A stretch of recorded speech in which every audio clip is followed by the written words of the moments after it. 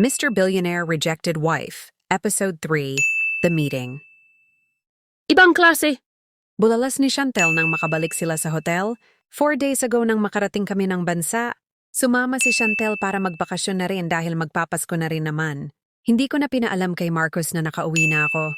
Nag-iipon pa ako ng lakas ng loob na harapin siya. Pero kanina pinilit ako ni Chantel na mag-club kami para lang makita namin si Marcos. At hindi ako makapaniwala na he's hitting on me. Hindi ko alam kung matutuwa or maiinis ako sa kanya. He was obviously playing his game para makapagkama ng babae. At tama si Chantel, hindi nga ako makikilala ni Marcos. Sa bagay, ang pinakamatagal na encounter lang namin ay noong kasal namin. Dahil kahit noong honeymoon namin sa Hong Kong, magkaiba kami ng room na tinuluyan. At nagkita lang ulit kami nung mag-usap kami tungkol sa plano niyang pag-aralin na lang ako sa New York. Alam kong excuse yon, para lang hindi kami magsama sa iisang bahay. Pero tapos na yon kaya dapat ko nang kalimutan. Dahil sa mga narinig ko sa kanya, lalo lang akong nakukumbinsi na tama si Chantel. That Marcus is just a face with billions in his pocket. Kaya hindi talaga nakapagtatakang madami siyang babae. Sa nakalipas na taon kahit kasal pa kami. Alam mo parang blessing na ring nakita natin siya sa club, girl. Shy. Maya-maya sabi nito, anong ibig mong sabihin? Naguguluhang tanong ko. Ano ka ba imagine? Na love at first sight sa'yo ang asawa mo, girl. Wasn't it a good chance for your revenge on him? Natitiyak kong mawiwindang siya kapag nagkita na kayo para magkapirmahan na ng annulment.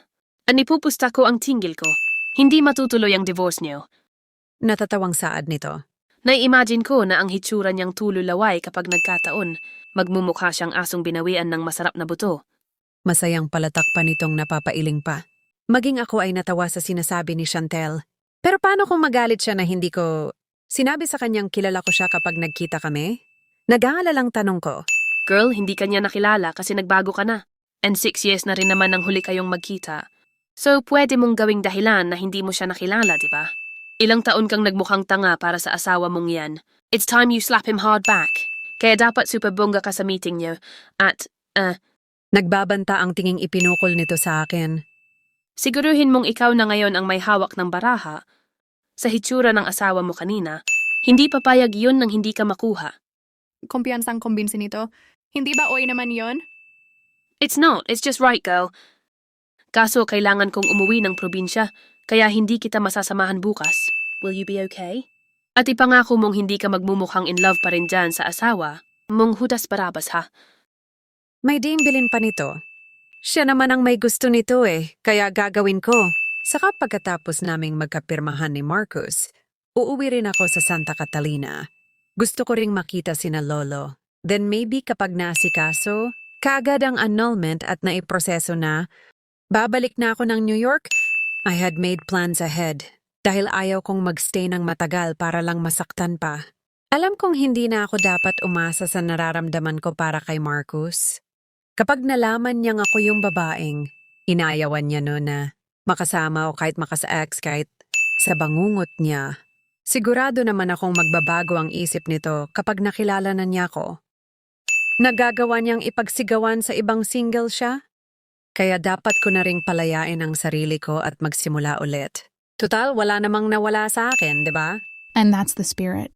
Maging masaya ka para makita ni Marcos na siya ang nawalan at hindi ikaw. Anitong ikinatango ko. At ako ang unang babaeng annulled pero virgin pa rin. Napangiti na lang ako sa naisip ko. Dahil nakainom rin ako ng kaunting alak kanina kaya nakatulog rin ako kaagad. Kinabukasan ay maaga nang nagpaalam sa akin si Chantel. 1 year ago pa nang huling umuwi ito sa ina nito sa Mindoro. Sa hotel na ako nag-almusal. Pero pagkabalik ko pa lang ng unit ko ay natangap ko na ang tawag ni Marcos. Kaagad na kumabog ang dibdib ko, pero sinaway ko rin ang sarili ko. Tama na yan, Yana. Mag-move on ka na? Kausap ko sa sarili ko saka ako humugot ng malalim na paghinga upang sagutin ang tawag. What took you so long to answer my call? Nasa bansa ka na hindi ba? Kababakasan ng iritasyon at pagkainip ang boses nito sa kabilang linya. Samantalang kagabi, Angel pa ang tawag niya sa akin. Sorry, nagpahinga lang ako at Fine. Nag-set ako ng lunch meeting sa isang restaurant. May kasama akong lawyer kaya pwede kang magdala ng sayo. formal nitong saad. Hindi na, okay lang. Kahit yung lawyer mo na lang siguro. I just have to sign the documents, diba? Ikaw nang bahala sa proseso. Nasabi ko, I could still feel the lumps in my throat, pero ipinagsawalang bahala ko na lang yon. Wala na rin namang silbi na manghinayang pa ako. Sa mga nangyari kagabi, alam kong dapat na talaga akong tumigil sa pangarap ko. Hindi talaga meant to be ang mga first love lalo na kung one-sided lang. Marcus POV. Nahilot ko ang sentido ko dahil kumikirot yon. Marami kasi akong nainom kagabi dahil bigo akong makuha ang aking magandang anghel. Pagising ko kanina, ang una kong ginawa ay tawagan ng detective na kilala ko para ipahanap ang aking future wife. Kahit kasi lasing ako kagabi, hindi ako nakatulog agad dahil laman ng isipan ko ang magandang babaeng yon sa club. Ang weird pero gusto ko talagang makita siya ulit. At mukhang sa kagustuhan kong makita siya ulit, pati boses ni Yana, parang katulad na ng magandang babae kagabi. Pero dahil tanda ko ang hitsura ni Yana kaya nasira ang imahinasyon ko. Okay, fine, just give me your terms and conditions. At huwag kang mag-alala, makakakuha ka pa rin ng alimony, nasabi ko. Regalo ko na yun sa'yo para sa pagpayag mo sa annulment. Hindi mo kailangan magbigay ng kahit na ano, Marcus. Naging maayos naman ang buhay ko sa New York. May trabaho naman ako kaya... Oh, really? Di ko mapigilang bulalas. Nagtatrabaho ka pala. I thought you're just enjoying a lavished life while you're married to me. Patoy ang saad ko. Si Yana nagtatrabaho. Natatawa ako sa naisip ko. Yana Pov, gusto kong sabihin kay Marcus na nabigyan na ako ng break sa fashion industry bago ko pa natapos ang financial course ko sa NYU. Bata pa lang ako, mahilig na talaga ako sa mga damit. Nagbago lang nung tumaba ako ng husto. But still nagagawa ko pa rin namang mag-design ng mga damit na ini-imagine ko lang na maisusuot ko kapag pumayat na ako noon. I used my dummy account on a website para lang maipost ko ang mga creations ko. At maraming kumukuha sa mga design ko at nababayaran ako ng malaki. I only used Marcus money for my tuition and my apartment. Other than that, wala na. Siya naman ang nagpilit na huwag akong uuwi ng bansa hanggat kasal kami.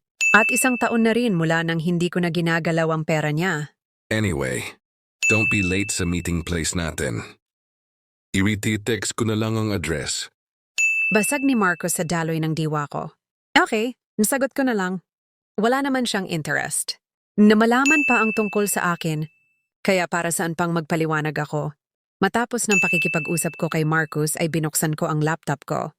Nag-check ako ng ilang emails ko at binuksan ko rin ang dummy account ko para makita ko ang mga message sa akin ng ilang followers ko. Most of them are fashion enthusiast ring katulad ko, pero sabi ni Chantel ako ang fashion designer na napakasimple kong manamit. Ang gusto ko lang naman kasi makitang south ng iba ang mga design ko. Para sa akin fulfillment na yon. Blessings na naisusukat ko ang mga damit ko ngayong payat na ulit ako. Bandang 10:00 ng umaga ay nakapaligo na ako at nag-early lunch na rin ako dahil malamang hindi ako makakakain mamaya sa meeting namin ni Marcus. Besides, kailangan ko ng lakas ng loob para harapin siya. Alam kong makakabuti na ring matapos na ang mga agam-agam ko para hindi na rin ako nahihirapan pa. Siguro kasalanan ko rin. Dapat ako na mismo ang sumuko sa simula pa lang. I chose a simple but elegant off-white satin silk, sleeveless dress na hindi umabot sa tuhod ko ang haba. Ako mismo ang nag-design ng dress na yon. Kakulay noon ang 2 inches pumps ko. At tanging white gold necklace na may pearl pendant lang ang accessories ko and a mustard purse ang ipinares ko. Itinali ko lang pataas ang buhok ko na kinulot ko ng curler sa dulo. At nagpahid ako ng manipis na lipstick. Nang makontento ay saka ako lumabas ng unit ko at sumakay sa taxi. As soon as I enter the restaurant, alam ko na kaagad kung bakit yon ang pinili ni Marcus. Dahil iilan lang ang tao na naroon, malaki at malawak ang restaurant at mukhang mamahalin. Kaya hula ko mas common na dating place yon ng mayayaman sa gabi. Sa isang dulong pwesto ako pumuwesto para makaiwas sa mata ng mga tao. Malinaw namang iyon ang gustong gawin ni Marcus, kaya ayaw ko na siyang mahirapan pang magsabi sa akin. Pagdaan ko sa mesa ng 3 lalaking tanging customer lang ata ng oras na yon, dama kong pagsunod ng mata nila sa akin. Bigla rin kasing natahimik ang mga ito. Artista ba yon? Dinig kong saad ng isang lalaki. Ganda pare. Nagiinit tuloy ang mukha ko dahil doon. Mula nang maging maayos ang katawan ko, madami na talaga akong natatanggap na papuri. mula sa mga tao lalo na sa mga lalaki. Pero ewan ko ba, ilang pa rin ako sa mga taong nakakapansin lang sa akin dahil maganda na ako. Ang mga tulad nila walang pinagkaiba kay Marcus.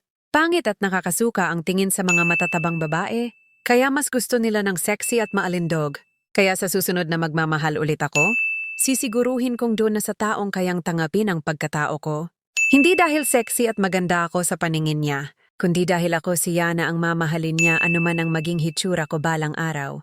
Ayaw ko na sa lalaking tulad ni Marcus na ipagsisigawan pa sa ibang single ito. Dahil isang matabang babae, ang asawa niya na hindi nga niya nagawang kilalanin ng lubos. Hinayaan ko na lang ang bulungan ng mga lalaking naroon. Maging ang waiter na lumapit sa akin para mag-refill ng tubig sa baso ko, panayang sulyap sa akin. Excuse me, model kayo or artista? Usisa ng waiter. Hindi. Tipid kong sagot. Pero hindi pa rin umalis ang lalaki. So, bakit? May kailangan ka ba? Ay pinapatanong po ng boss namin kung anong name mo. Anitong itinuro pa ang tatlong lalaking nakatingin sa akin. Then kumaway pa sa akin ang isang naka-dark gray na t-shirt. Gwapo rin kaya mukhang madami ng pinaiyak na babae. Sorry, but I have a date with my husband. Magalang kung saad na ikinagulat naman ng waiter. Madalas kong gamitin ang pagiging married ko para makaiwas sa mga lalaki mula nang pumayat na ako. Sana pala isinuot ko ang singsing na binili ko para sa sarili ko 2 years ago. Lumipas pa ang ilang sandali at pumatak na ang 11:30 na sinabi ni Marcus na oras ng meeting namin. Pero lumipas pa ang halos 20 minutos ay hindi pa rin ito dumarating. Aalis na sana ako nang makita kong pumasok ito sa entrance ng restaurant. He looks dazzling as ever.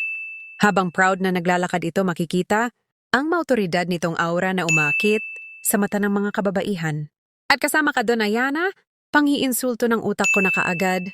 Kung ikinailingat noon, naman nagtama ang titig namin ni Marcus, kita kong pagkabigla sa mata niya sa sandaling yon. At biglang kumabog ang puso ko nang sumilay ang magandang ngiti sa kanyang labi. No, Yana, don't be a fool. Makikipaghiwalay siya sa'yo dahil hindi ka maganda. Dahil hindi ikaw ang ideal wife niya. Sa pagkataranta ko ay dinampot ko ang menu book sa tabi ko. Gusto mong mabasa ang buong kwento? Click the link below. Huwag kalimutang i-follow si Author Zindy sa Dream at Yugto app. Kung nagustuhan mo ito, please subscribe and hit the notification bell para updated ka sa next audio episode ng Mr. Billionaire Rejected Wife.